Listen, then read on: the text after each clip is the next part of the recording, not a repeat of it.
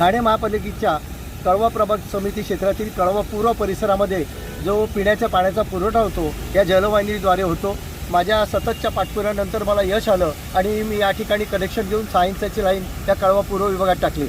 आटकोनेश्वर येथील गणेश मित्र मंडळ येथील जलकुंभ, त्याचप्रमाणे कालिका माता आटकोनेश्वर 1 नंबर येथील जलकुंभ आणि शिवशक्तीनगर येथील जलकुंभ अशा 3 जलकुंभाला या जलवाहिनीद्वारे पाणी पुरवठा होतो। हजारो कुटुंबांना हे पाणी मिळतं। मागील 8 दिवसापूर्वी तुटलेली ही लाईन अद्याप त्यांनी दुरुस्ती केली नाही आणि पाणी पुरवठा विभागातील जे कर्मचारी अधिकारी आहेत त्यांचं हे अत्यंत म्हणजे हे जे काही दुर्लक्ष आहे हे आणि पाण्याची जे काय नासाडी होते ही सर्व अधिकाऱ्यांपर्यंत पोहोचली पाहिजे। आज आपण बघतो कळवा प्रभाग समिती क्षेत्रामध्ये आज 3.5 लाखापेक्षा जास्ती लोकसंख्या आहे। लोकांची मागणी आहे, पाणी मिळत नाहीत, जलकुंभ बांधून तयार आहेत परंतु तिथे पाणी पुरवठा होत नाही अशी परिस्थिती आहे। MIDCकडे त्याचप्रमाणे BMCकडे आम्ही 50-50 mlचं पाणी पुरवठा मागणी केले, ते मिळत नाही। कळव्यामध्ये आजही आजच्या तारखेला पण 15 ml पाणी कमी आहे आणि असं असताना हे एवढं लाखो लिटर पाणी हे जे वाया जातं हे बघत नाही आणि म्हणून माझी प्रशासनाला विनंती आहे की ताबडतोब हे पाणी जे काय नासाडी होते हे बंद करा, अपव्यय टाळा